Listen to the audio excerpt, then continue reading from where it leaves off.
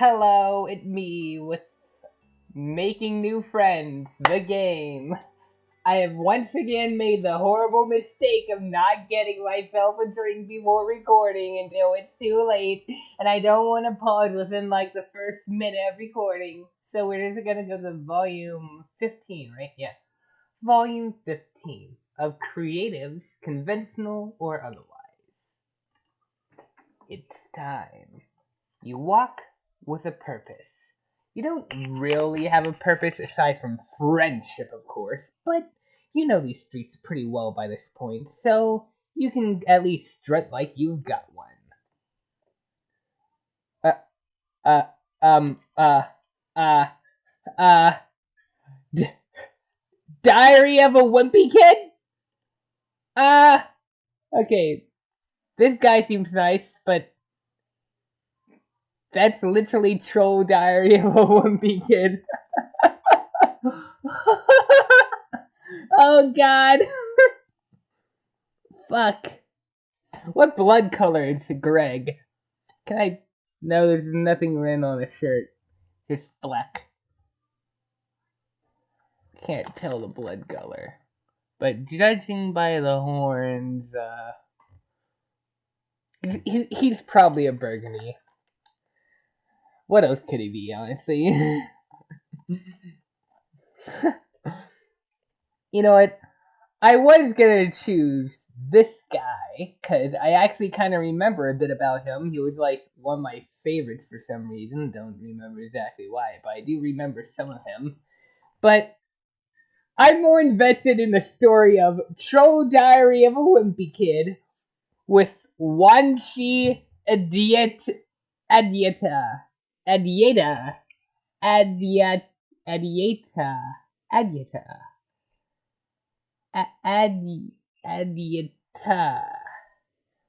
How do I pronounce this?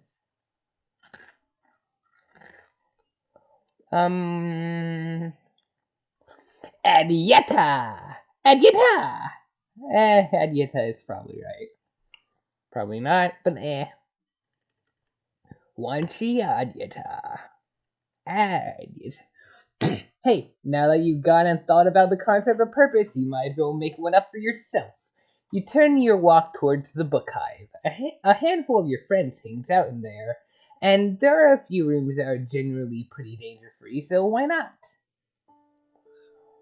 It's a little difficult to make yourself walk past the spookier rooms, but you manage to avoid the siren song in the brain room once more. Your destination tonight is the room you usually watch your two friends do homework in. I want to see the brain room.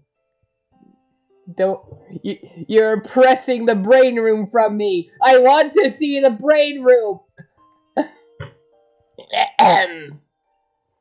It's understandable after your office experience with Tirana why this is their neutral meeting ground. Unfortunately, a casual stroll through the stacks uncovers no friends at all.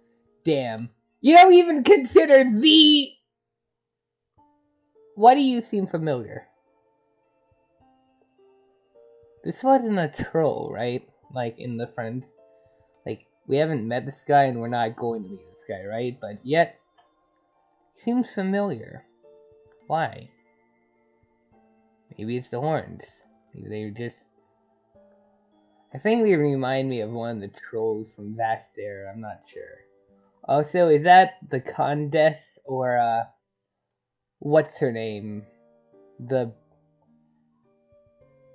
person in, whatever. Fuck. Like the current heiress? I don't know.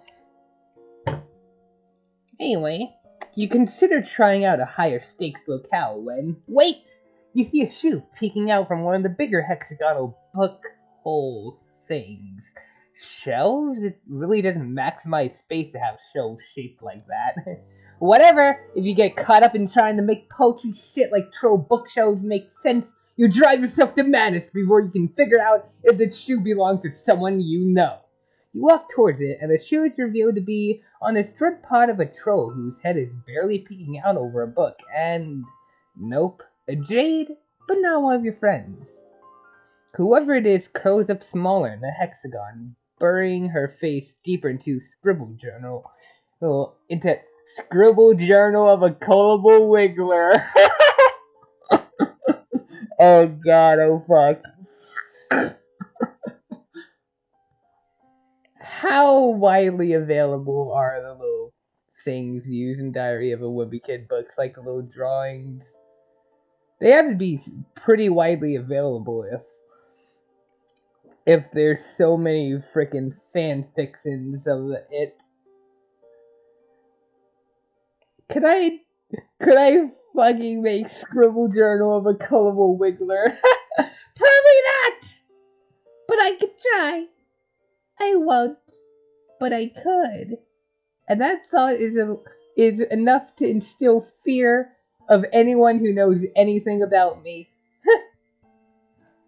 Because apparently, I can fucking write. I don't think I write well, but apparently I do, and I don't know. I could just make the absolute worst thing that ever exists by making Scribble Journal of a Gullible Wiggler real. I don't know. Oh god.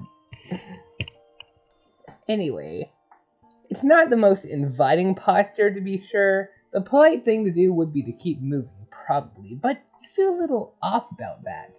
You gently nudge your foot into hers where it still peeks out of the shelf and ask if she's okay. It'll clear your conscience if nothing else. The book lowers. Okay, well, at least we're getting a closer look at the book.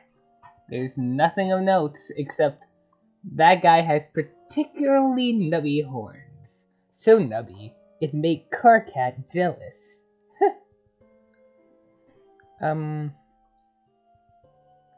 Okay, thinking here,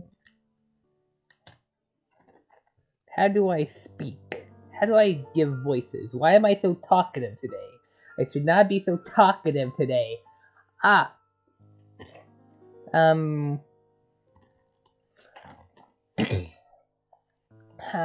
great! Just going on a journey of the imagination through some classic literature. Nothing to see here. Ah, man, it's another kid. You know young trolls have to handle themselves as much as older ones, but as well acquainted as you are with the facade of pretending you're exactly where you're supposed to be, you get the feeling she's not exactly telling the truth. So, you're equipped to help. Plus, it's not like you haven't befriended a few tween sweep equivalents here on Alternia already. You successfully didn't get murdered by Amicia, and you did a passable job befriending Torona and Karako. Torona, who's Torona again? Hi.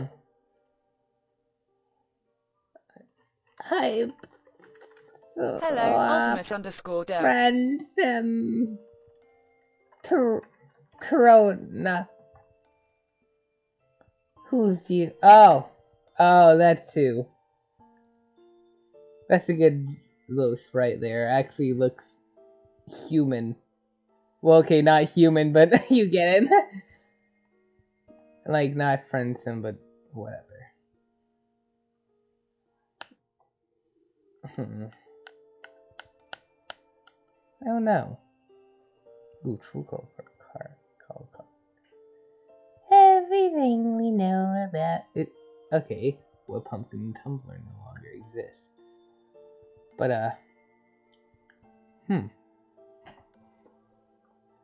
Alright.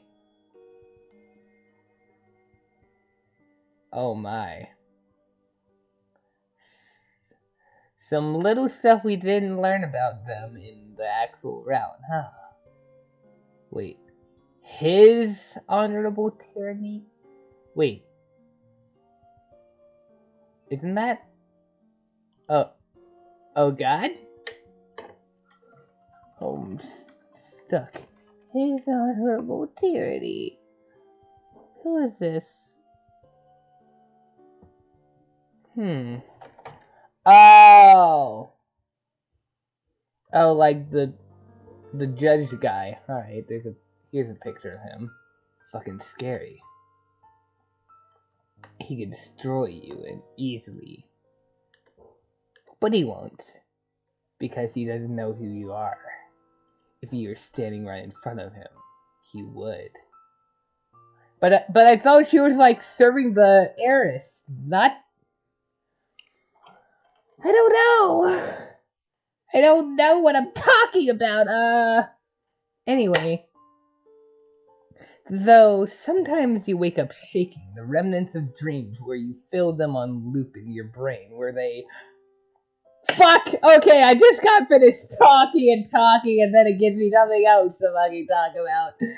Self-awareness. We are becoming more and more self-aware of the frickin' bad endings and all that frickin' dumb. You shake that horror from your mind and try to look as non-threatening as possible. Not that it's particularly hard for you as you speak. It's just these routes, Friendsim, it's becoming more and more intertwined with Homestuck. Intertwined with Doc Scratch. I don't know, like, what's next? Are we gonna see frickin' I mean, we already saw the Grand Blood, right? Yeah, who else? Who else? It's the Handmaid, probably, but that probably wouldn't be until the epilogue thing, right? Who else? I don't know. Could be anyone.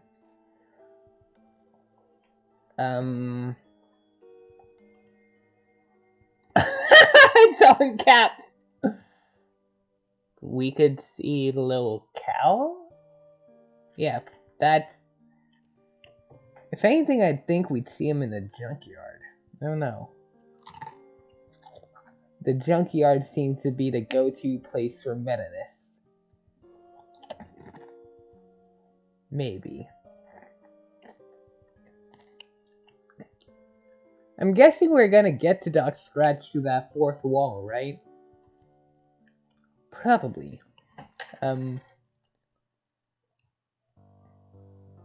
Okay, I'm just gonna go ahead. You know what? I don't need a drink right now. So, Branya or Brain Room? Well, I'm curious as fuck about the Brain Room.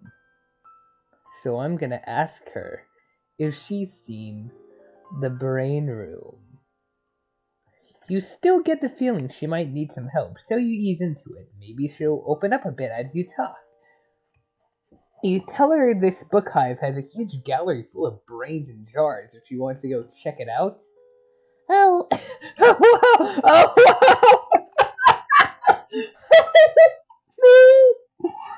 Okay, that's it. You forced my hand. I'm going to use the oh voice for her for the rest of the duration of her existence. Oh, well, what's the brain?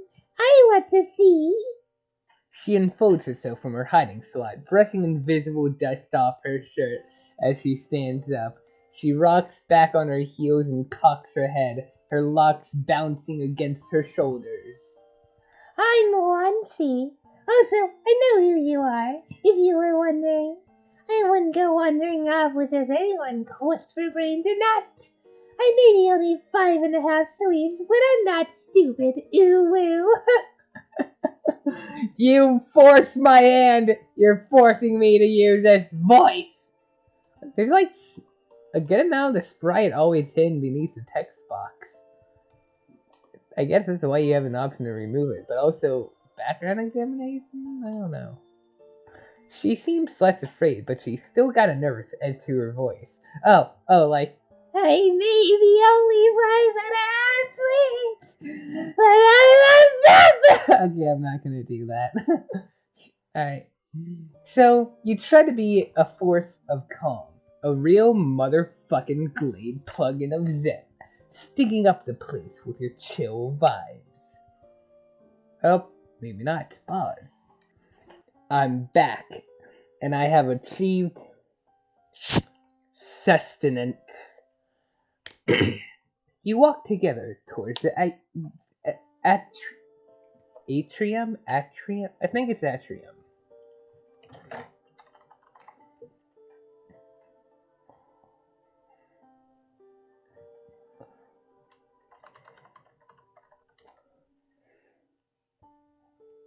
Oh. Atrium. Oh, okay. I was wrong. Wrong. Eh. You walked together towards the atrium, making small talk on the way. You apologize if you made it seem like she didn't look like she belonged here. You're just not used to seeing young jades outside the caverns. She side-eyes you like she's weighing the implications of what you just said.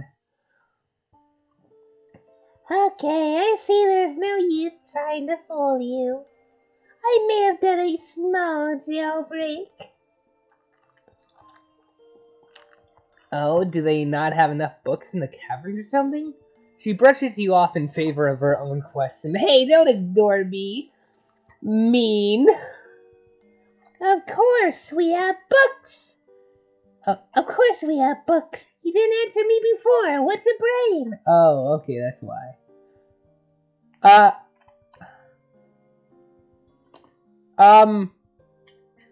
She looks threatening, and she seems to be glaring at this guy here. The brains have eyes. There's creepy eyes there. This does not look like a good area to be in. We should leave immediately. Oh, right. You round the curve of the room and point in the window. Sink pans! Oh, well? On her tiptoe, she peeks into the bottom of the window. I've never seen one up close before. She tries the door handle, but it's still as locked as it always was. She looks at you expectantly. Well, can we go in or what? A surly-eyed guard not so subtly watching you, drumming her fingers on the handle of her mace. Oh god, oh fuck. Globes. Globes! You're trying so hard to be cool and approachable that you fucked up and forgot that this room was off limits! Taking a kid to break and enter is... well, it's pretty much par for the course, actually. But it's not what you meant to be doing! So the brain room is off limits? But look at them. They look so sad. They look like one of those freaking ASPCA commercials where it's all the little freaking sad dogs in the room. Just like...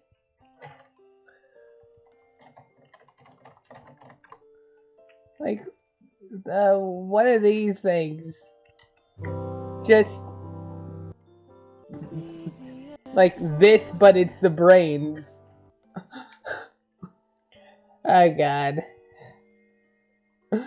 Those poor brains. Okay, oh wait, I just realized. Okay, we can... alright, so those are just other trolls. They're not just random eyes. Okay. That's good. Now you saw it looking only. And now you're done. Great, time to move along. Lame. One, she doesn't pick up on the danger behind her, even with your hurried speech. You change the subject to why she broke out of the caverns, if not for more books, and start walking, hoping she'll follow you. She doesn't. I was trying to get the BeastCon. It's a convention for all kinds of cool stuff, but I want to go for the Solar Purbeast meetup. My fanfic is pretty popular. Ooh woo! I have a lot of fans, and I thought maybe I could make friends with some of them. But I don't know where anything is out here, so I got lost. She takes a breath.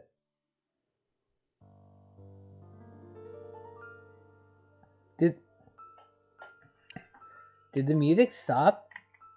Did I break the music? Was it supposed to stop? I think I did.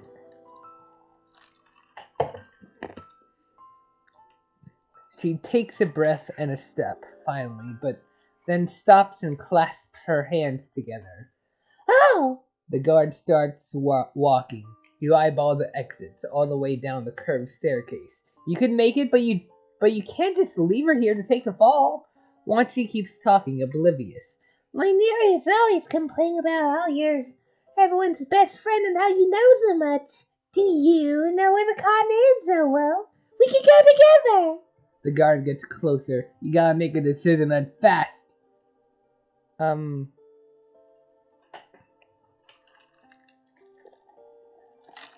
Obviously we gotta take her, but we don't know where it is either. What would pretend to take her entail? Like, you troll in the background. You must decide. He is looking pretty depressed at that pretend to take her option, so it's obviously the bad choice. But I really want to know what it entails. Take her or pretend to take her? Take her, pretend to take her.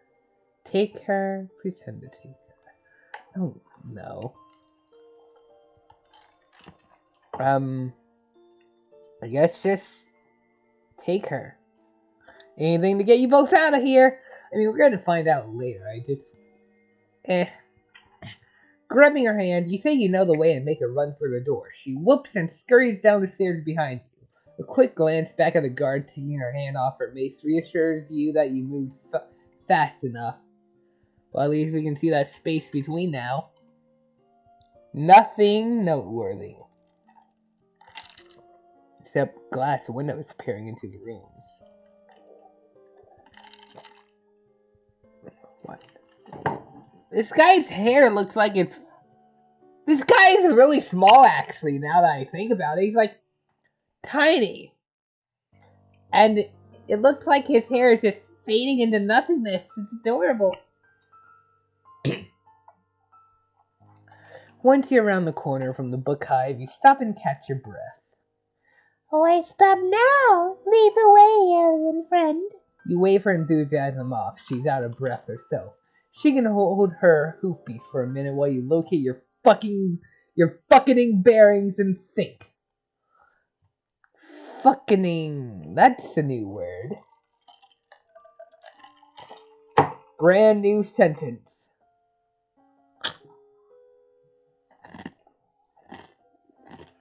You looked this con up earlier when Tagiri and Palipa invited you.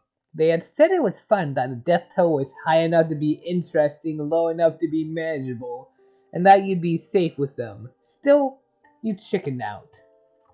Should have gone.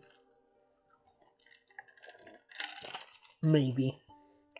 You guess changing your mind and going could be okay? You're definitely anxious about bringing Wanchi along, but seems like she's hellbent on attending anyway, so maybe the best thing you can do is be a responsible chaperone. Plus, none of your friends make you feel better protected than Palipa.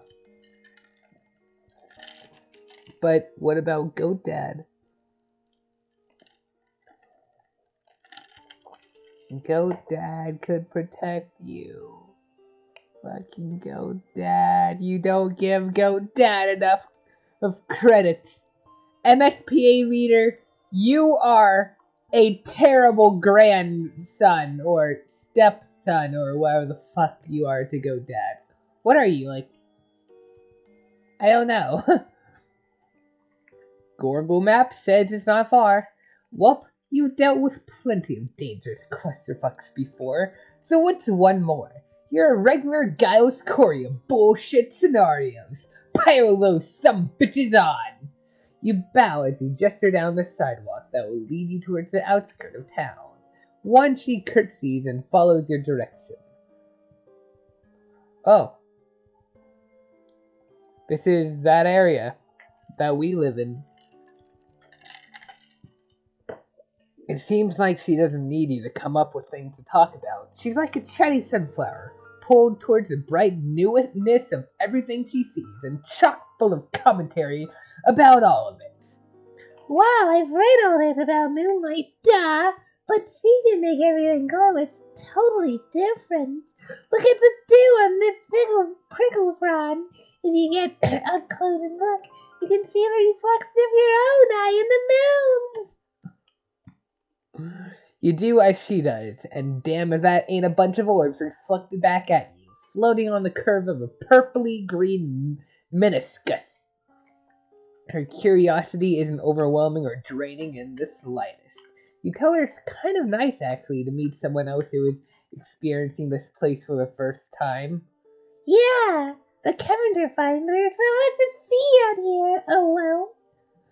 Everyone else sneaks out. I don't know why it took me so long to try. No, actually I do. Getting in trouble sucks and I hate it. But it worked out. Here we are experiencing it all together. Yeah, you can feel your anxiety lifting. Just a little. Just the part that's applicable.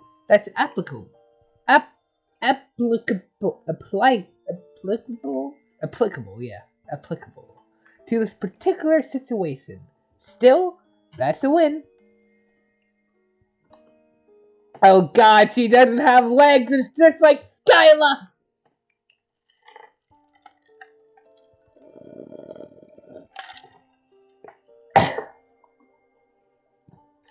Walking and talking and taking in the night makes time pass quickly. Where's the moon? That pink moon has a moon, but I see no moon. What's that actually? Ooh, star formations. Ahem. Walking and talking and taking in the night makes time pass quickly. You ask her how she ended up in the book hive to begin with. I snuck out when my Nero was supposed to be giving me some boring jade duty lessons, but was yelling. I don't have a palm husk, so I couldn't look up the con once I was away from my husk top. I just wandered, so I gave up and found a book hive. That's a powerful nerd homing beacon she must have. One she flexes. You know it. You smell what's around the corner before you see it, having sidestepped your fair share of corpses in your travels and had your hand in creating a few more. You know how to prepare yourself. One she, on the other hand, you know the breeding caverns aren't some diaper baby summer camp of innocence, but you're also not sure how much viscera she may or may not have seen. No matter your respective levels of gore viewing experience, you both stop short when it comes into view. Wow. She takes a tentative step towards what's left of the troll and then retreats, hovering close to you. Oh god, oh fuck. Feels like you should keep moving, like you should avert your eyes and carry on or whatever the fuck before the drones come by to clean up, but she's still staring. This doesn't have to do with Amicia and Chahuts, right? Like, I think this is that same area we were in that one time, right? I don't know. But we're going to die. Her steps, when she finally takes them, are soft. She crouches down and leans in with reverent scrutiny. It looks different in a jar. You wonder to yourself as Wanshi shakily takes it all in if bloodthirstiness is a trait only certain trolls are born with, or if they have it ground into them by necessity, by expectation, by entitlement, by fear. Next, because your brain is wired around itself, you wonder the same about humans. Wanshi doesn't look away for a while. You go over and put your hand on her shoulder and she stands up and walks away with you. There's no ceremony to it, no placing of leaves over the remains, no prayer. I don't get. There's still no moon. Where is the moon? She doesn't finish her sentence. She takes your hand and pulls you back in the direction you were walking. She looks confused, like she's still trying to work out what she just saw. You guess you could have given her more time to process it, but you're not sure comprehending death is really a thing that you can just, figure out in the wilderness with an alien in one night. After a few minutes of silence, you point out the call of some flat beast and she mimics it, and smiles. Soon after, the pointy-top tents of the con rise over the horizon. Once she starts running, dragging you behind her. Oh god, that face! What the fuck is that face? Ah, shit! Here we come! She's vibrating out of her skin. It looks like she's vibrating out of her hair. That forehead, oh god. You're basically doing the same, though it's less an excitement thing and more an emotional whiplash thing. Whatever, you can work with that. You attempt to dig into the new vibe as you walk up to the gates. There are vendors and artists and trolls all around. Ooh, lots of designs. This has to be a reference to something. To what? I don't know, but it has to be. Wait.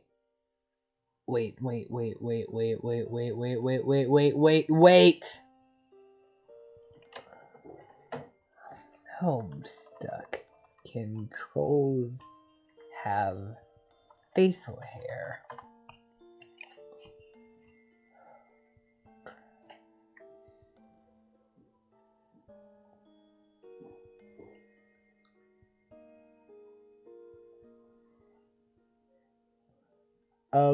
Oh fuck.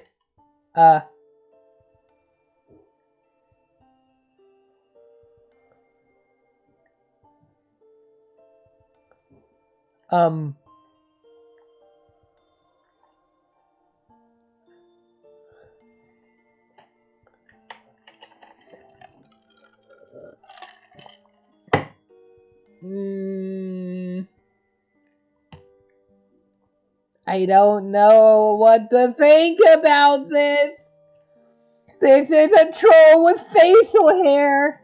At least the moon is visible, but troll with facial hair. Oh my god, dog, that's dog. Fuck the facial hair, that is a dog right there. And I want to pet it. Oh, so that's a sea dweller. Big loose eye down there. What is going on down there, actually? This guy is missing a leg. This guy, looks like he's wanted in 17 countries. Little Lucis puppet. Blue shades, I like that. Can you see with that? Yeah, I think I see outlines of eyes, but barely.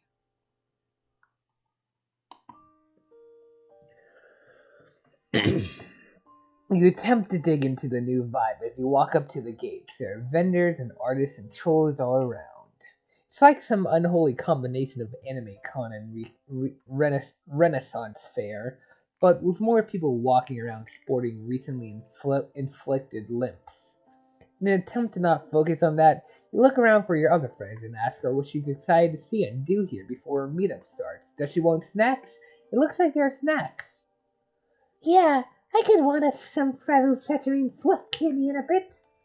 I thought it was called cotton candy!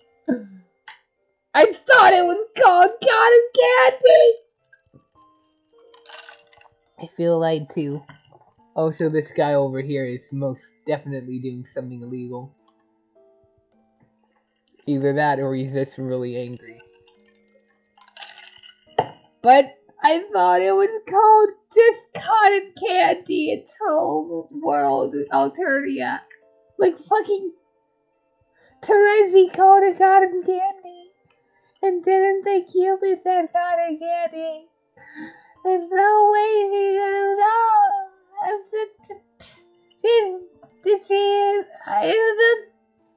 don't know what to think. Fuck. But yeah, there is a lot to do. Well, there's a troller bear riding, the cosplay competition. You cut her off. Does she mean cosplay? There are trolls you think might be in cosplay, or maybe that's just like how some trolls dress. That beard can't be cosplay. It can't. Yeah, there's that too if you don't want to get your claws too bloody. Ah, geez, there's the old nerves coming back. You really hope bringing her here was okay. There are other young trolls roaming around, so you're probably good? You try not to think of the body you saw as an omen. There are bodies all over the place here on Eternia. You pull out your palm husk and consider your friends. You can message Filippo or Tigiri to see where they're at, but your thumb gravitates towards Brania's gripe profile. Um,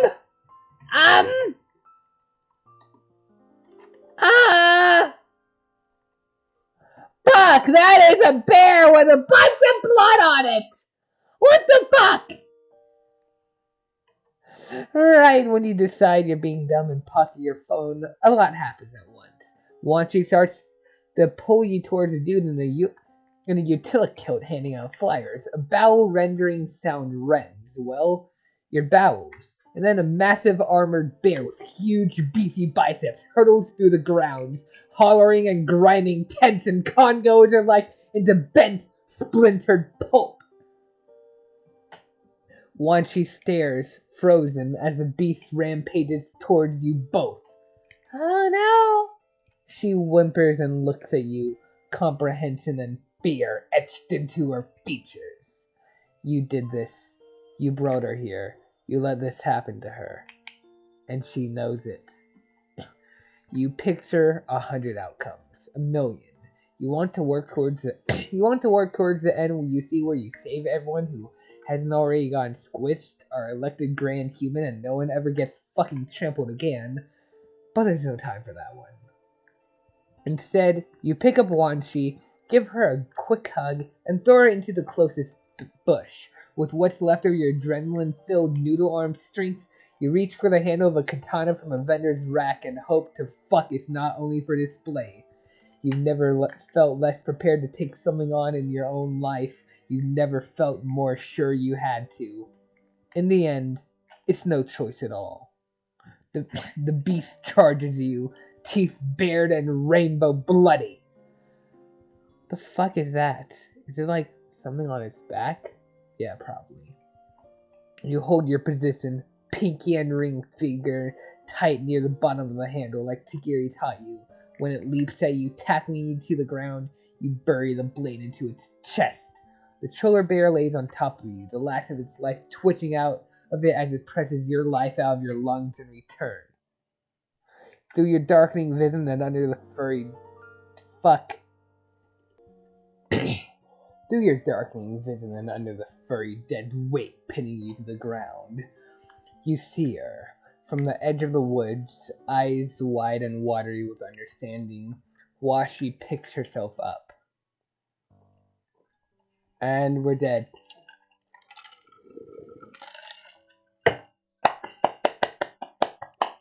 So how could this actually go?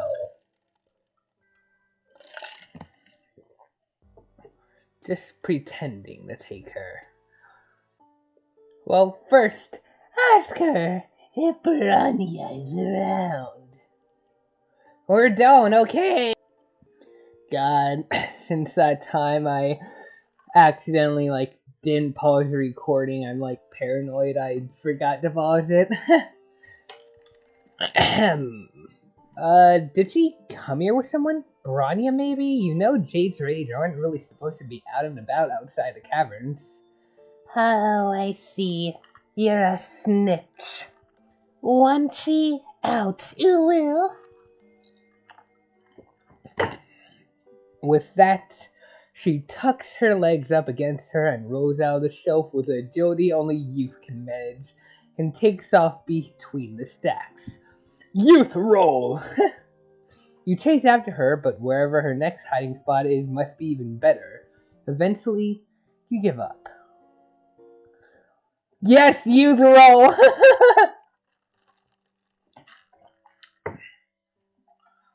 But no.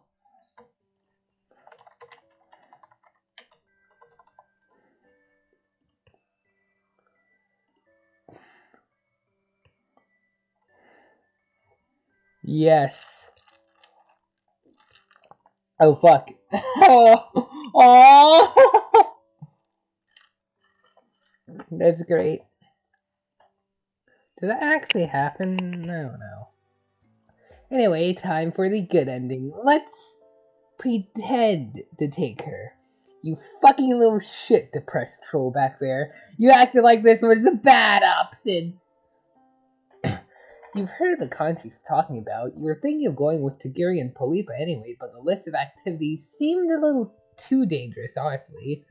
These past few months you've been up to your ass in close calls, and you'd quite frankly like to cut back on them. Including, the one your ass is currently embroiled in. You make some non-committal noises as you work out how to tell her. Wanchi crosses her arms and leans back against the brain room door, which the guard really does not like, if her increased speed and mace brandishment is any indication. Okay, yeah, you say, let's go right now! Your hype is contagious, even though you're completely faking it. She claps and bounds behind you down the stairs. A quick tug at her wrist pulls her out of the mace's trajectory as the guard chucks it at you from above. It thuds mightily against the wall by the door, and you both make it outside unbloodied. Well, fuck. These trolls seem to hate us. Or maybe they hate him. I don't know. Checking behind you to confirm you're not being followed, you don't stop running till you're both safely around the corner. Wanchi giggles through catching her breath. Wow, that was a close one. Librarian, am I right? She grins and takes your hands. Can you believe we only just met and already we're having bonding hijinks? I mean, that's kind of what you want when you're making friends, you know? You want bonding hijinks fast. You heck. I didn't think making a friend would be so simple. Can't wait to hang out even more at the con. Ah, her smile isn't nice when you push her. She's so excited about your budding friendship, and here you are, gutlessly hiding the fact that you have no intention of taking her from one dangerous situation to another. Maybe you would have agreed if you were in a braver mood, but you just don't know if you're up for more life or death babysitting adventures right now. What you should do, probably, is get her home. You don't tell her any of this, of course. Instead, you agree and then check Google Maps. The con is down the road to the left, the cameras are to the right. Leading her straight back home would be too obvious, so you take a meandering route. If everything you pass seems to impress her, the frankly bonkers rage of architecture styles, the shivery carnivorous plants, the burned out wreckage of someone's hive, diamond, no! And the flickering starlight all around. She is observing a worm crossing the sidewalk. Out here exposed, a scuffy brave, oh well. When you point out a cool rock, eager to keep her wonderment going. Really? She puts a hand on her cocked hip. You think we don't have rocks in the caverns? Try harder. She rolls her eyes at you, but she's still grinning. You accept the challenge and tell her there's something she definitely never seen up ahead. Bring it! You lead the way. It's been a hot minute since you've been back over here. You're interested to see it again. Still, the side John feels like delaying the inevitable. You know she's going to be pissed at you when she realizes you tricked her, but you can't help wanting to show off more cool stuff while you can. Anything to see that wide-eyed appreciation for any tiny new thing. The rocket! Fuck! It still exists! I forgot, the freaking title screen. But to the left of your spaceship comes into view as you round the bend.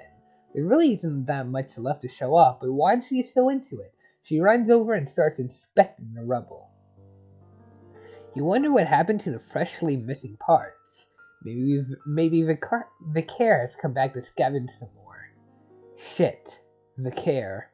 You haven't talked to that guy in forever. You vow to text him later tonight, but you still feel guilty. It's hard to juggle all these beautiful friends, even with how viscerally you crave them.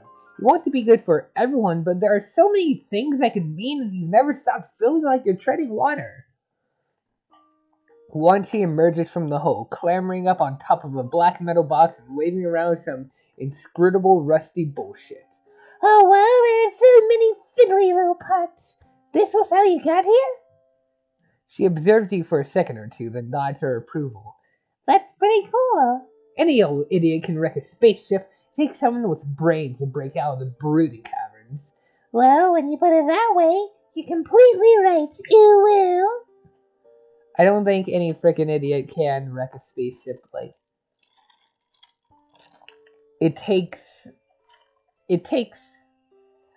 someone with brains to get a spaceship in the first place.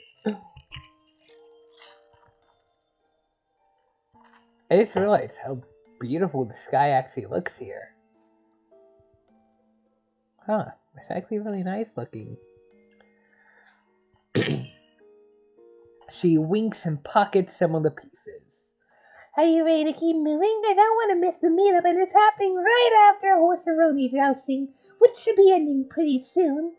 Horseroni! You're not sure what to tell her. For some reason, the care won't leave your mind. Your sorry ass hasn't managed to keep up with all the friends you did earn. Maybe it's for the best that you decide to take her home. Her safety is more important than her liking you. You sigh and start to fess up. Even if she left here now, you're far enough away from the con grounds that she'd miss it. You were afraid. Afraid to go. Afraid she'd run off if you didn't stick with her. Afraid of not knowing what to do next. You what? Maybe miss my one chance to do something fun for a change? Just because you're too much of a scaredy perpy to go to a fun nerd party? It wasn't just that. You also wanted to keep her safe. To take her home.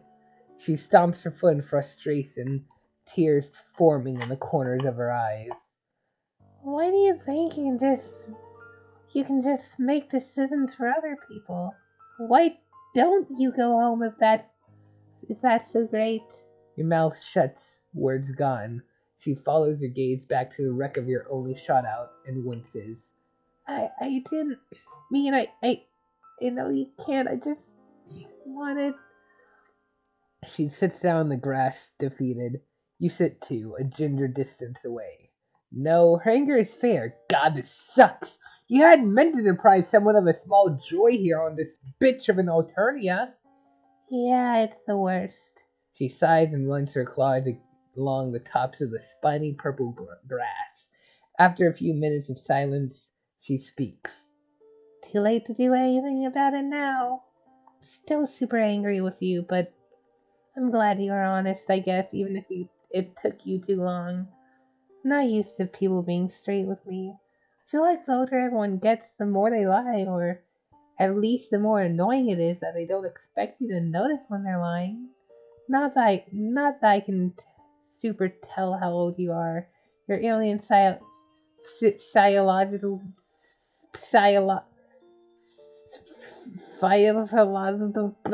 it's a little inscrutable, but more or less. Physiology,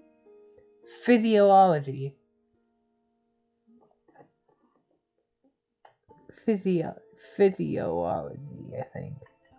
Your palm husk buzzes, interrupting your train of thoughts. You both look at your two new texts.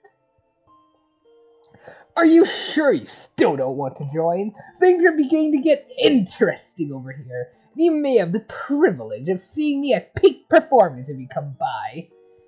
Stay put, there's a cholar bear on the loose, and I want you on the already very long casualty list.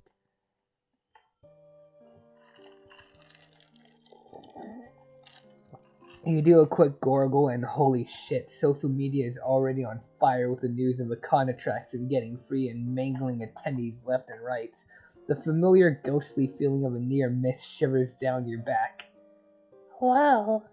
Her eyebrows pull together as she works through the images she's seeing on her screen and what it could have meant for her. She's still a little teary from before. I guess thanks? Not that you did it on purpose, but yes, maybe it worked out okay. I do love not being trampled, but it still sucks I didn't get to go make friends. Don't want to be too presumptuous, especially after all that, but maybe This day might still be salvageable, new acquaintance-wise. Wanshi blinks back her disappointment and puts on an attempt at a smile. Maybe. Might as well see. What was she gonna do with her new friends? Maybe on your way back to the caverns you guys could talk about solar purbies or scary horse jousting or whatever else you wanted to do there? She stands up and crosses her arms, looking you over, her smile turning real. You think you got what it takes to roleplay? So, basically warrior cats, huh? You stand up, too. You're super cool with roleplay. You've basically been doing that since you landed, so what's the deal again? You ask if you start walking her own magic cats? I do actually know someone who's in the warrior cats fandom. I might actually ask them about this later. Like, they recommended me the books, but I don't have the books. Maybe I'll try to get them. I don't know.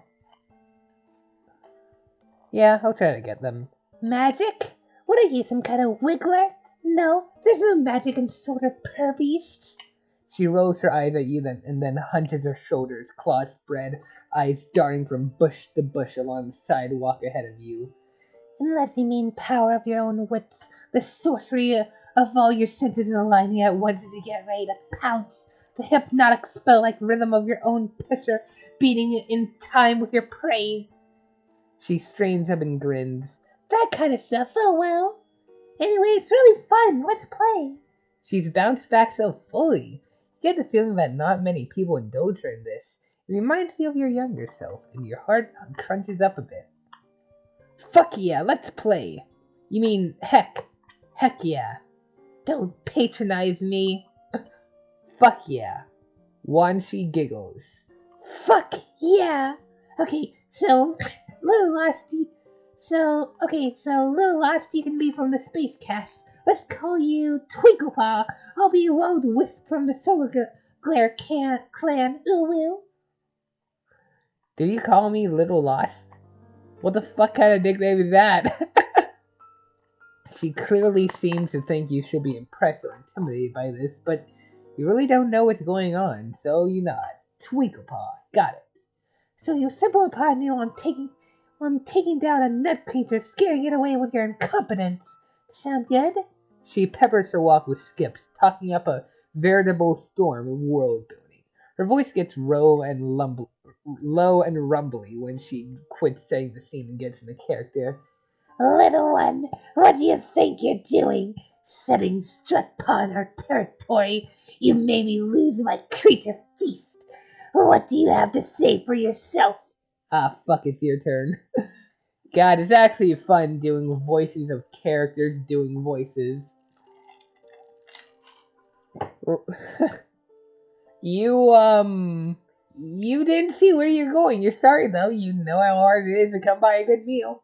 Fool, you think me so poor tracker that I am hurt by such a loss? I can find another. I find offense only in that you clearly do not respect the bond between hunter and the hunted. You blunder in and interrupt the sacred rhythm of my fangs, its necks, or its claws, my face. Now neither of us can know who would have prevailed. Geez, you're still you're really sorry about your strut paws. You're constantly sticking those in the other people's sacred dances. Maybe there are some more nut guys over there? Once she stops walking and gives you a withering look. Is that really the best you can do? No, you'll try again. How dare this Purbeast accuse you of such a thing? Your intentions are as noble as a wild butcher that thumps in your, bone cabinet? Once she bounces hand and fist, grinning. Oh, well, a little over the top and not really a Starcast approach, but you're getting there. What do you expect? We know nothing about this. We, as in me and MSPA reader. You practice finding your soldier's characterization sweet spot as you walk her home. You take the most direct route, but you let her stop to explain Purbeast's grooming habits, to breathe in the rotting perfume of a flower, and appreciate yet another sidewalk braving worm. Oh, fuck. Oh boy, it's almost been an hour and we're only finishing up one half. Eventually, he reached the cave entrance you know. And standing under its eave is Lynera. A very pissed looking Lynera, which isn't, your favorite mode for that particular friend. Where have you been? I said... Oh. I said I'd be right back. Not, hey, go run off and leave me to make excuses for you. Well, I'm back now, so you can get over it. I know you won't tattle. You don't want Bronny to know you lost track of me. Ooh. Watch yourself. Lynera glares fireballs at her and then turns to you, softening the tiniest of bits. Thank you for bringing the short one back. Do you want to come in? You appreciate her politeness, but nah, you should go and let the jade settle down and everything. Plus, you have another friend you need to check up on. Before you can say anything to Wanchi about how you hope she ended up having an okay time, she scurries off around the corner, calling back over her shoulder. Wait, I have something I want to give you before you go. So you wait. Lynera keeps looking at you, arms still crossed. Those arms look very uncrossed. You better be glad she's okay. She got hurt. I could never... I mean, I would be in so much trouble. You want to be friends with her, don't you? But what? Okay, you don't have to call her on secretly caring, because once she comes running back with something in her hands, her hair bounding behind her. Here, read this. Then maybe when you come back to visit me, you'll be a little more informed about the sort of pervious universe. Ooh. I only have one person to play with here, and he usually pretends he's too cool. Like he does absolutely love herpes castrama. She bows a little as she offers the book to you. It is tattered with love. It's my personal copy, but I think I can trust you with it, Twinklepaw. What do you say, Hello? You clutch it to your chest and tell her you will guard it with all the honor and Spitfire Star cast has to its hallowed name. Best book buddies. Oh god, we're fucking tiny compared to her. Oh god, oh fuck.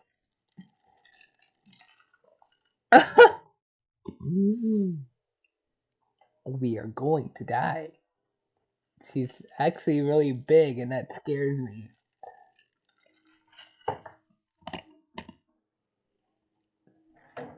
Homestuck. How big is MSPA reader? Actually, it better be phrased like, how tall? Height, please. Height. Tall. Tiny. Small. Gay. Okay. Well, they're not homosexual. I should probably stop looking.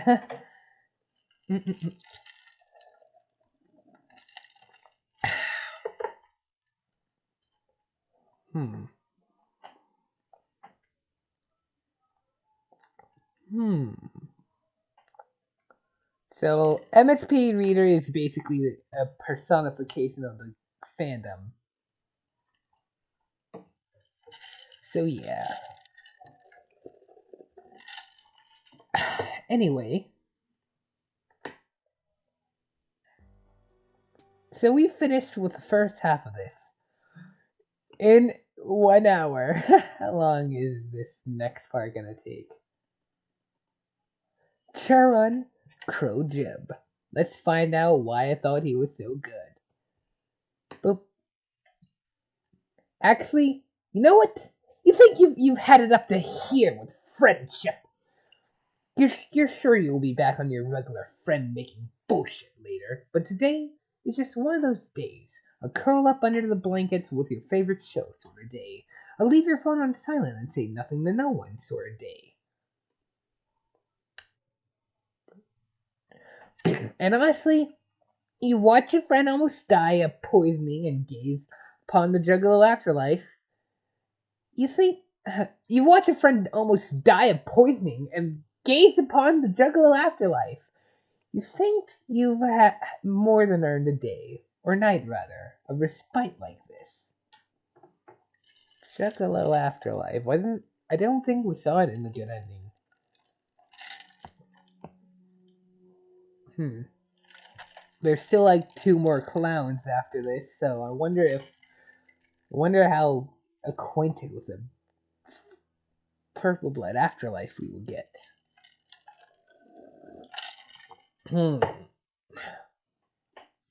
So just for today, you turn your back on this new swath of Alternian City you were considering walking through and head back to ye olde hideout. No explorations now, only bed. You drag yourself up the scaffolding to your hidey hole. More than anything, more than binging on media or relaxing amidst peace and quiet, you want to take a nice long nap. So you spill yourself into the little pile of bedding, pillows, and various pieces of clothing you manage to throw together and settle in. As soon as your body touches it, you're out like a light. God, it feels so long ago that we were crippled in almost every way. We probably have been crippled in every way the whole time we've been here. Yeah, we probably have. We broke our hips, broke our arms, broke our legs, went temporarily blind once. Just so much shit.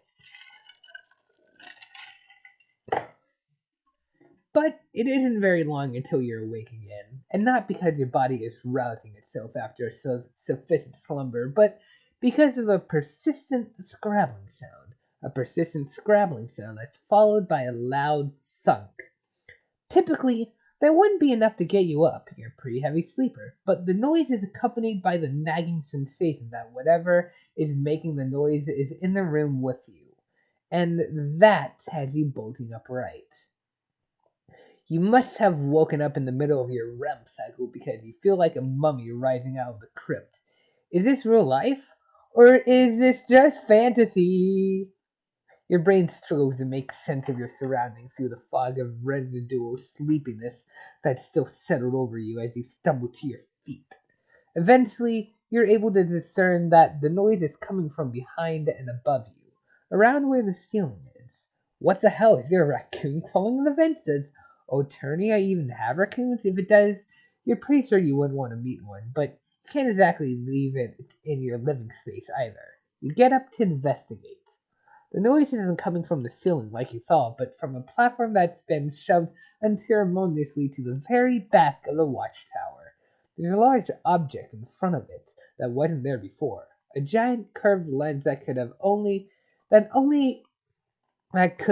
have come from the hole that is now in the side of the platform structure. Maybe this was an old telescope or camera that the Condess once used for surveillance? The scrabbling continues. It's coming from within the structure. You're not eager for whatever it is in there to come jumping out as soon as you stick your head inside, but you steel your nerves and hoist yourself up. You find yourself face to face with not some weird animal or bug, but a troll. Oh boy.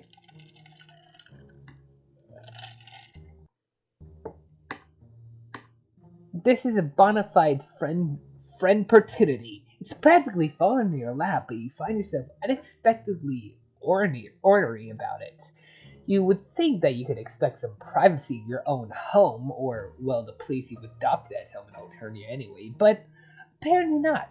Even when you've decided that you aren't in a friending mood, there the universe goes, yeeting new friends into your path anyways. Can you go a day on this planet without dancing the whole friendship jig? It quickly becomes obvious that this mysterious stranger isn't going to offer you anything more than an enigmatic gazing into the middle distance. What exactly are they doing in your hideout, you ask? If they were thinking about moving in, they could have at least asked you first. You're the current occupant, after all. Okay, how speak ooga booga? I don't... I don't want to give them a fucking Garfield voice. I don't want to move in.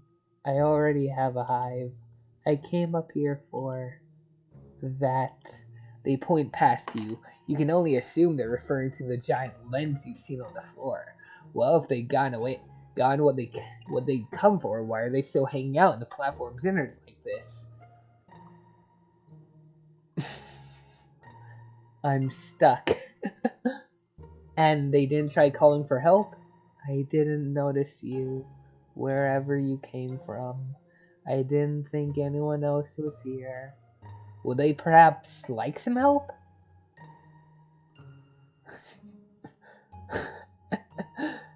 Maybe. Aww.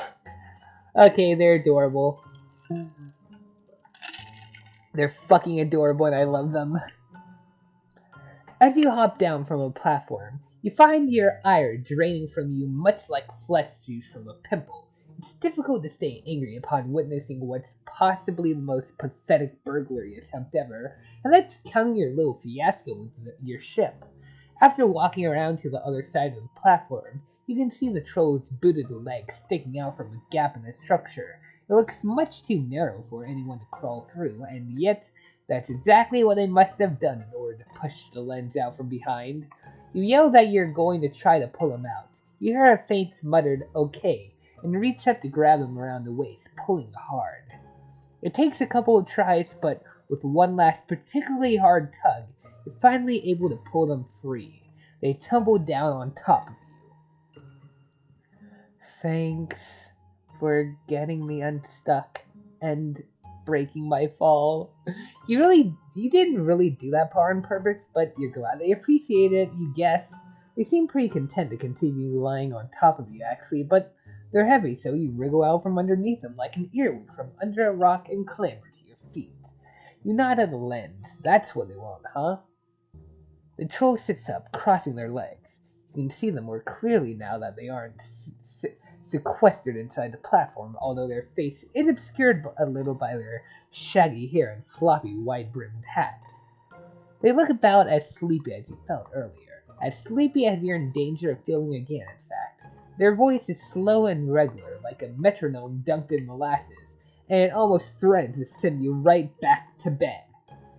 Yeah, so...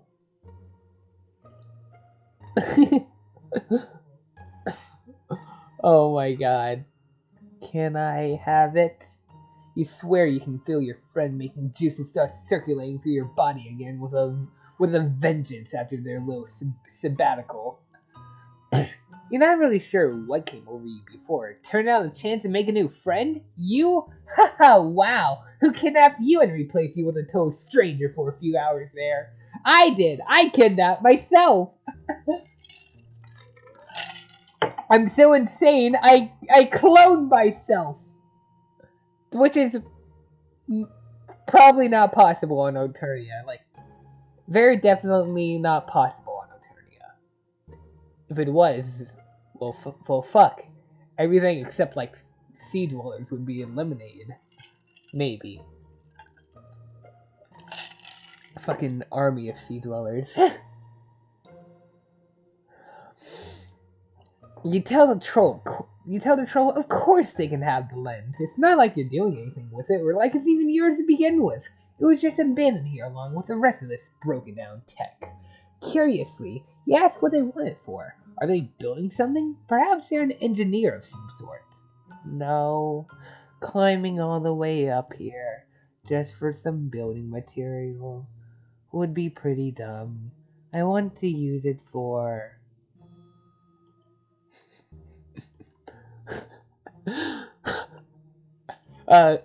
art. Art? Huh. You look at the lens again skeptically. It's a cool lens, you suppose, but it mostly looks like exactly what it is. A hunk of junk. They want to make art out of this? Their work must be pretty, I'm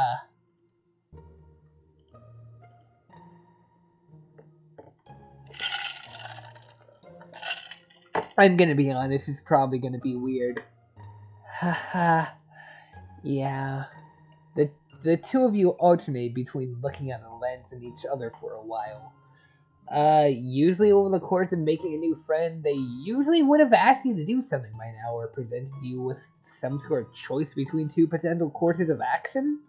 Well, they already did that. Is there anything they'd like to do now that they've retrieved their art materials? This probably doesn't matter. Boop. Yeah, it doesn't. Guess it's all on you, then. They probably want to take the lens back to their hive, right? Just making sure. I would, but I'm tired. I have to make sure. Okay, yeah. And hungry. Foraging for garbage takes a lot of energy, and I used the last of it climbing up here. I don't think I'll be able to carry it by myself. They really didn't take this whole junk heist thing through very well, did they? But would you look at that? This is an excellent time to make a suggestion. Fuck. Already.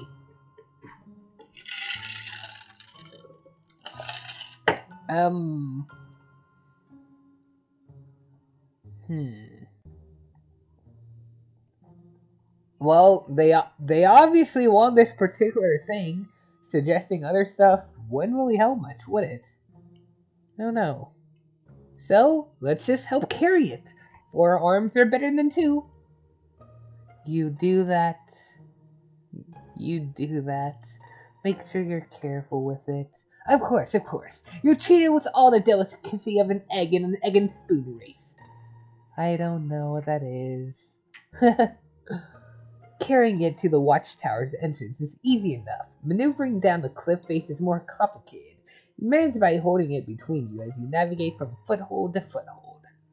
When you reach the bottom, the troll looks like they're ready to sit down again, right there in the brush. But you urge them on. Resting in their hive will probably be much more comfortable. That's the wrong way.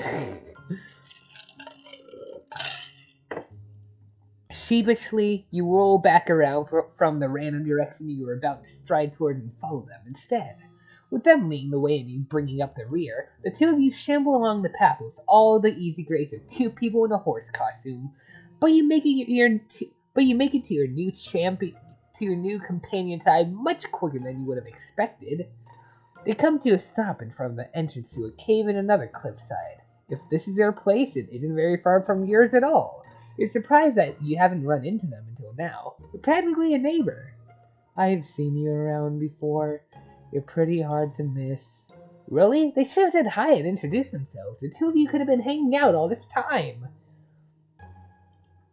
Didn't feel like it. Wow, exactly how we felt this morning. God, why am I saying we? I guess I should just say I. No, we sounds more not awkward, you know. Besides, I was busy with more of the scavenging and art business, yes. Oh well, you're getting to know each other now, which is what's important.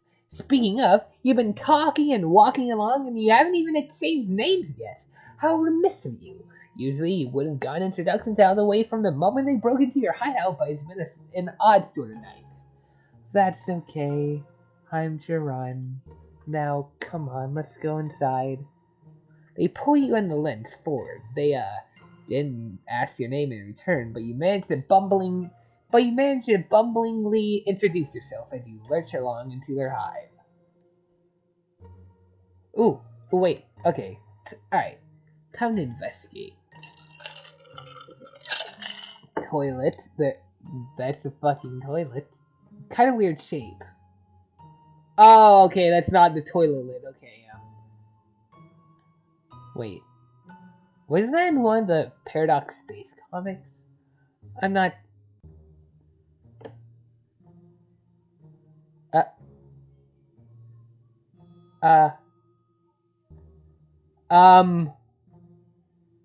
It...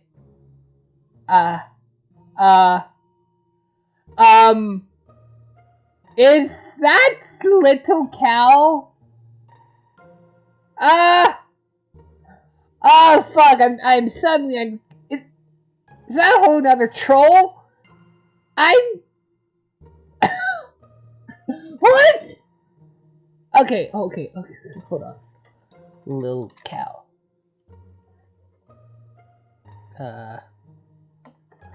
Friendsim. No mention, charun? A doll resembling little cow appears in the background in Charun Crowjib's hive. So, is that? It looks like it's like same hat, same face, same weird fucking sprawling arms. Even the same golden tooth. This is not a coincidence. This can't just be resembling Lil Cow. This has to be Lil Cow. Oh, God.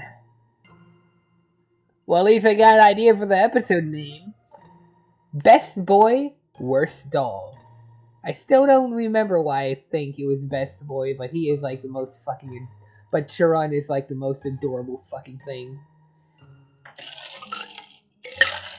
I love him. Yeah, he's probably Best Boy. Well, okay, that's a stroller with an umbrella. Very spiky umbrella, but what isn't a weapon? That's probably the equivalent of one of those singing fish things. Arm. What the fuck is this thing, though? Like, that's not a horn, that's a rake. And what is this made out of? I don't freaking know. The giant neck. Why? Guess that's about it. Some spears, axle weapons, and a roller skate. You know, if we tip one of those skateboards, the roller skate can roll directly on Lil Cow's face, hopefully killing him instantly. It won't, but hopefully. Fuck. Let's just continue. I love how Lil Cow is just hidden under the text box. I would have never seen it if I didn't know how to do that. At home on Earth, you had a thing about garages. You thought it was interesting to scope the sort of stuff people ended up accumulating. You've seen some real gems in your day. A collection of singing and dancing novelty plant figurines. Small army of Furbies without any fur. The beat-up remains of some kind of cat mascot costume. Is that...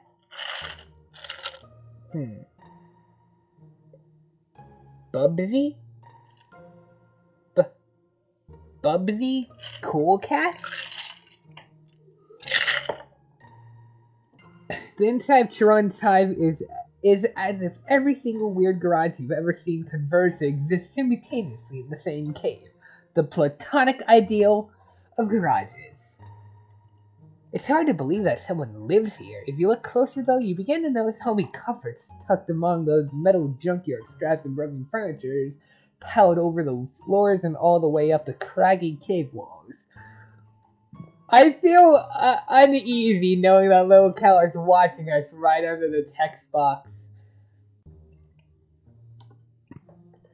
A Recoup raccoon sits on a ledge on one wall, and you think that's a kitchen cabinet wedged into another? So... Okay, good. We can't see him. He probably can't see us. But Lil Cow is staring directly at your butt. Be careful. So, what do you think? It's pretty cozy, you say, giving them a double thumbs up. The stellar sights are a nice touch. I meant about my art. Oh, the art, of course. You cast around desperately. charun's hive is such a jumble of miscellany that it's impossible for you to figure out which of it is art materials, which are finished artworks, and which are charun's actual belongings. That's a pretty gnarly skull over there with the leaves and the eye sockets. The angle at that which umbrella sticks out of that launcher is really compelling. You settle on a purple object in one corner that looks like a traditional sculpture that a bunch of household items stuck together. Those curves, that Amura sign hue, truly an inspiring art piece. Can we see that anywhere? This? Charun looks at you strangely. That's just the load gaper. You don't at this point you don't even know what a fucking toilet looks like anymore, do you? Fuck. You don't know much about art, do you? Busted. No, you really don't. Romeo had taught you the importance of giving the people what they want, and Amicia had taught you the importance of putting a tarp down before lopping off a head so blood or paint doesn't get all over the floor. But you hadn't learned very much about actually creating art from them. As you gaze around the cave again, you find that you really want to understand. Clearly, this is something that's important to Charun, otherwise why would they spend the majority of their time on it? You too wish to experience the marvels of the creative process. If only there was a way for you to learn. If you want to that badly, you could make something out of what I've collected. Really? But they must have worked so hard to find all this. Is it really fine for you to just stick around with it? You're surprised to see that Charun looks pleased at what you're saying. It's maybe the most expressive you've seen them since you met. Maybe they don't have pronouns. Maybe they're like, what the fuck his name is? Charun.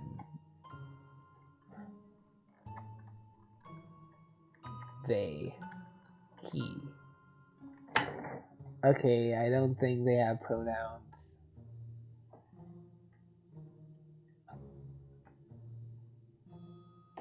Okay. Yeah, they don't. If I put quotes around this... Okay, that's not how that works. Bing. Alright, Charun is a they/them, not he or she, presumably. Just they. You're surprised? Okay, now I read that. All art is sticking around. Looks like you're finally starting to get it. You smile proudly. And anyway, if you make something sucky, they shrug their shoulders. I can just take it apart again and reuse its separate components to make something else. Your smile flags a little. Where do you want to start? Let's use that troll. You rub your chin thoughtfully, wandering over to the launcher with an umbrella in it. A pile of fabric is stacked on top. You rifle through it until you find some colors you like. Then you walk across to the other side of Charun's side, searching for other items you might be able to use. Charun doesn't offer much in terms of guidance, aside from cautioning you away from a couple of objects that are actually finished artworks. Whoops.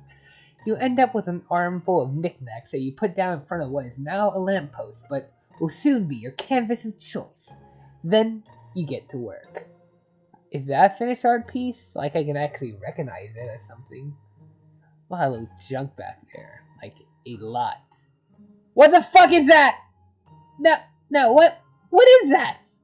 That's like a bear with razor sharp teeth. Oh god. The fabric. You twirl all around the post. Tie the smaller objects, a snow globe, an old boot, a fancy Santa, onto it with strings. Fucking fancy Santa. Fancy Santa. Blech. On top, you perch a rubber Walmart goose that makes a majestically horrible noise when pressed. As your art piece comes together under your hands, you take a few steps back every now and then to appraise it from further away, making adjustments whenever you find something you're not happy with. Finally, it's complete. You turn to ask Charun's opinion, newly flushed with pride and adrenaline from having successfully made a thing. They don't look very impressed. Your face falls. What's wrong? Did you use too much orange? Were the scattered Lucy's teeth a little too out there? Listen, you're overthinking this. Just do what feels right. You frown. Don't think at all then? Let your instincts drive you? Thinking a little is probably good too. Okay, don't overthink it, but don't abandon rational thought altogether. Let your feelings guide you, but not completely. Pretty vague, but sure. You'll give it another shot. You strip the lamppost back down. This time, you don't spend too long regarding it in all its nude metal glory. You begin working immediately, whipping around Charun's hive in a flurry of cadence and determination, grabbing things as soon as you lay eyes on them. Charun looks more and more fascinated the longer you're at it. It's not long until her eyes are positively gleaming. Soon they're taking step after tentative step towards you, as if drawn to you by the sheer force of your artistic energies. They look like they might want to join in, actually. Is that okay? I see what you're going for, I think. Your vibe has got me all inspired. Of course, the more, the merrier. You'd love to see what the two of you could create together. With a barely there smile, Charun plants a traffic cone on the base of the lamppost with a great aplomb. And you're off. It's all a blur after that. The two of you move in unison like you're co-piloting a Jaeger. Except instead of a giant robot, you're steering a feverish, creatively propelled fugue state. Wow, I think we're almost done. You stand back from your newly forged smile of bric-a-brac, mopping the sweat from your brow. They're right. You're almost finished. Almost. You need to add the finishing touch, the piece de resistance. And you know just the thing. With great conviction, you pick up a box from the floor, tearing it open so that its contents fall all over your sculpture. Oh no. My my polycystic slats. You freeze. Were those cooking ingredients? You seem to have gotten carried away. You start apologizing, but Charun is already waving your words away. It's fine. It looks better like this. Too good to waste as food. Anyway, I can find other things to eat. You both regard your creation, heaving for breath. You're done! As exhausted as you are, a wonderful calm settles over you as you admire the result of your hard work. It's beautiful. It really, really is. You don't know how because you don't think you'd actually done anything different compared to your first try. Maybe you just got lucky. But regardless of how exactly it came about, this is one of the most bizarrely sublime things you think you've ever laid eyes on in your life. And the longer you stare at it, the more layers and depth reveal themselves to you, like the petals of a newly bloomed flower opening up to the sunlight of spring. Abruptly, irresistibly, you feel yourself gripped in the throes of profound new knowledge. Sherrod's artworks are pointless and weird, but perhaps that's what gives them their charm. In such an uncertain and violent world, where troll calls troll, and where you might be trapped in an endless Sisyphean journey across the planet in search of new friends, for a brief moment, you can have this. You can stand there, watch and appreciative what the fuck of this masterpiece you crafted out of a bunch of other people's trash, marveling at how you birthed something greater than yourself. Sometimes, trash can be beautiful. You think you understand now. This is what Trun must have been endeavoring to teach you. You beam at them, glowing with the joy of your discovery. Uh, yeah, sure, if you say so. Joyride. The worst possible time to have to AFK. Joyride. So, like, why Joyride? Kind of looks like we're driving a pumpkin, which kind of fits with Charun. You know? Anyway, boop. Alright. Bad ending time. Your art is interesting.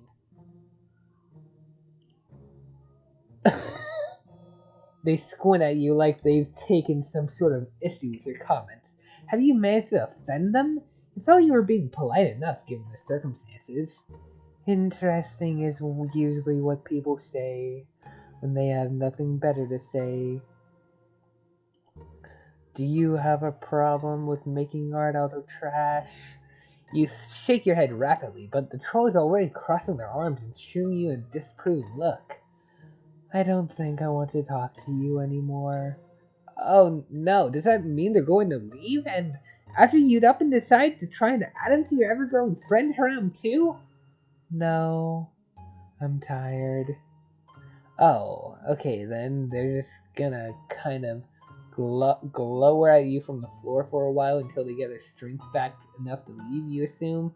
This definitely isn't awkward at all. Friendship Foxpots. What is a foxpod? Oh.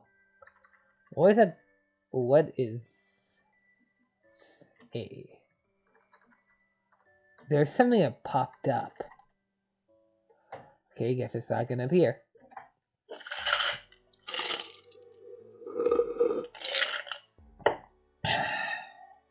Well, one more bad ending.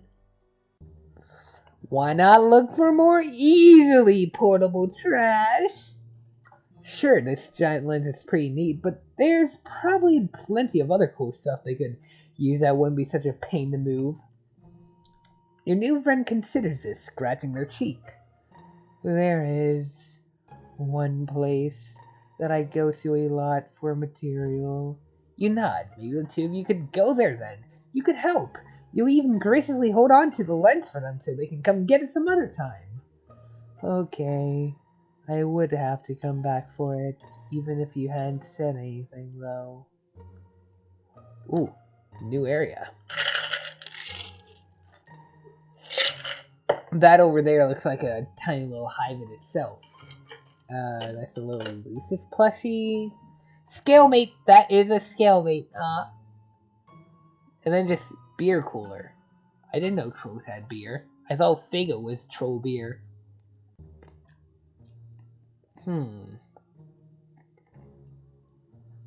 What is that? That's like a grocery bag up there. A little can of something. Then just some fish. Just swimming through. That's about all I can discern. Oh god, those are bones. The Lucis plush is on a pile of fucking bones. Do not go near that. Alright, anyway. They take you to a garbage dump. Or a river to be completely accurate, which has plenty of garbage washed up on its shore. Something about the strength and direction of the river currents here seem to pull in the waste that's been dumped into it, concentrating the debris on this muddy patch of land. You're not sure what you expected, really. You'd had fleeting thoughts of a gleaming art supply store, but they did intimate that they work primarily with garbage. Here we are. You better not tell anyone about this place. Oh yeah, there's crystals there. That looks pretty cool. Crystals everywhere. It's a real treasure trove. Oh god.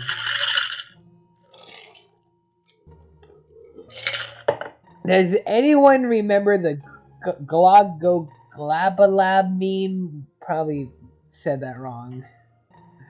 Cause that just reminded me of that. Oh god. They nail you with another intense stare. No, you say, of course not. Their trash haven is safe with you. Satisfied, they pull up the bandana sitting around their neck to cover their nose and mouth. Looks like they're ready to get to work. You're not sure what you should be looking for, though. More discarded computer equipment, or are they in more of a toilet paper roll and yogurt cup kind of mood? Whatever catches your eye. If you see anything, just shout. Now that they mention it, you never got their name. I am Charun. If you have chitter, you could follow me. Oh, it didn't strike me as the type to have one. They hold out their hand for your palm husk.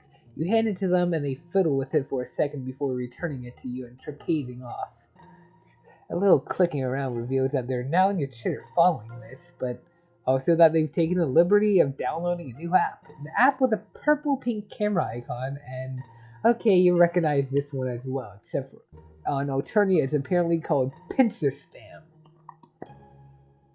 I don't like Instagram much. I do have an Instagram account, but I barely really use it. Just kind of... Searching their Twitter handle leads you to their account on here too.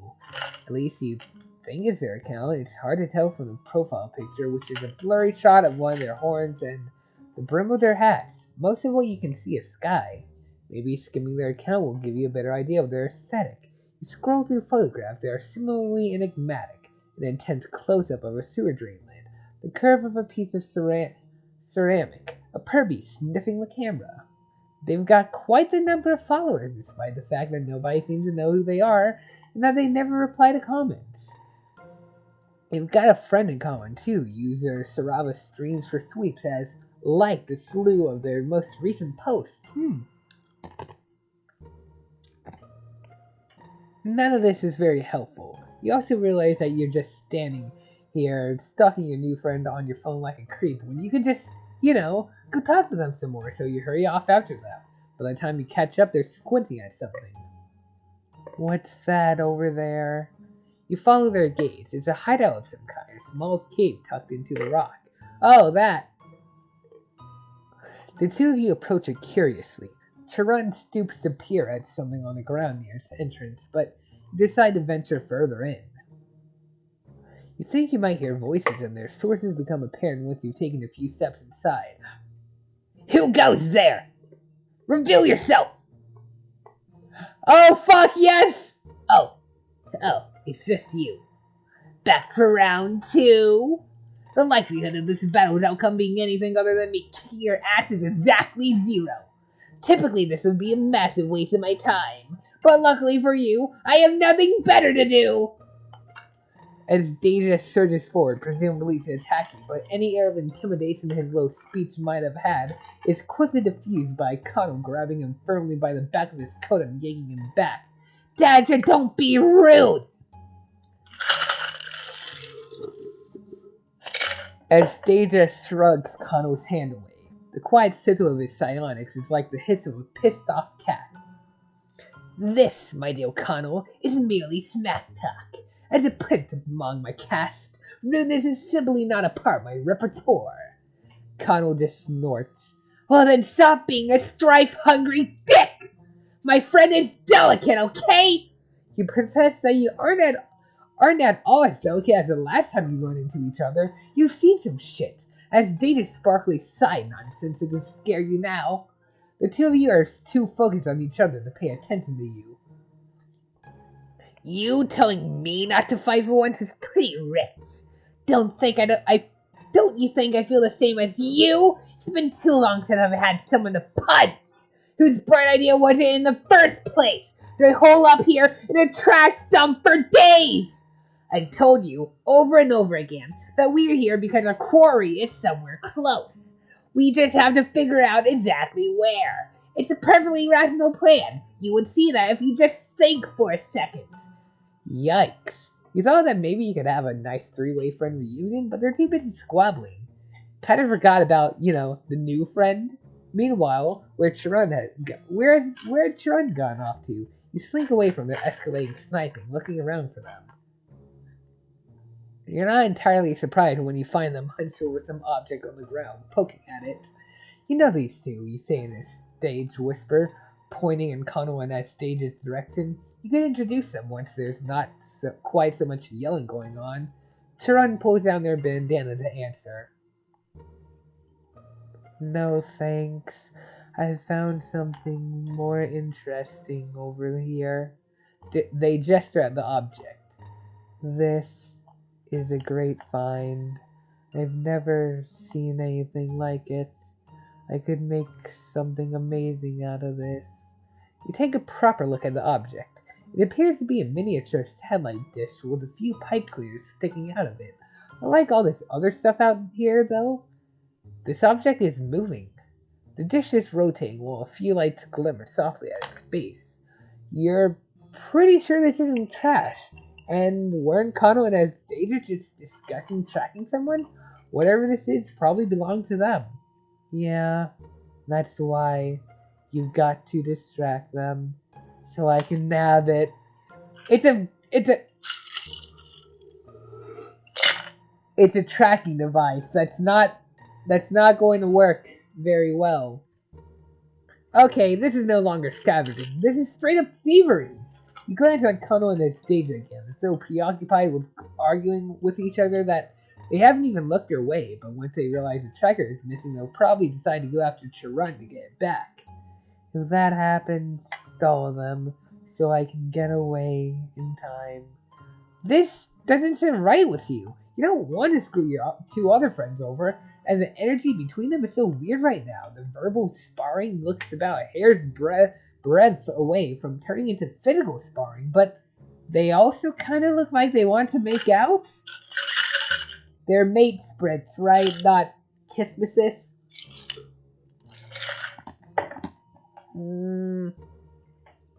Whatever's going on, you don't want to be caught in the middle of it. That, however, sounds exactly like what Charun wants you to do. I'll make it up to you someday.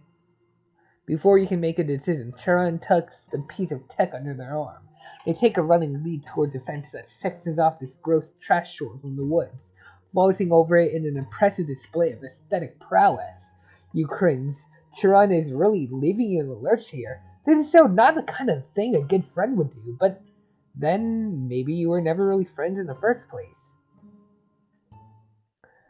Black Rom time. Wait, no, those are the Ashen symbols. What was it called? I forgot what it's called. Like the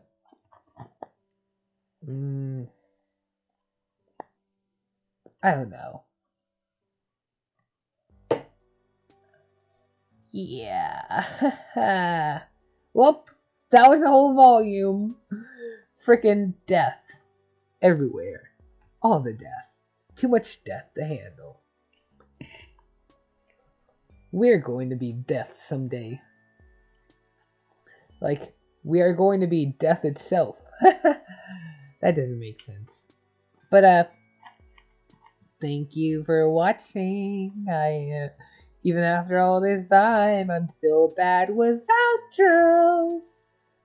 Next time, this will be truly blind. Like, not just, I've done this before, but it's so long ago, I don't remember anything, so it's basically blind, but more like, it will actually be blind, because I only did like a little portion of the guy on the left's route, then kind of stopped playing for a good while. Then when I decided I'd resume playing, the frickin' save glitch and I couldn't frickin' do it, and it was dumb. But yeah. Anyway, we're done here. Thank you for watching. We are done with everything. There's only 3 more volumes left. And then it's time for Dog Scratch. Alright, oh yeah, also I forgot to mention, I said that by today, February 1st, like in a previous episode, this would be the day I'm done with Friendsim, right? Then I can move on to Pester Quest next week. Well, it turns out I was lazy and didn't do this for 3 of the weeks. And now, Pester Quest won't be done until like the very last day of the month, will it? Looking forward to Pester Quest though. Thank you for watching. Goodbye!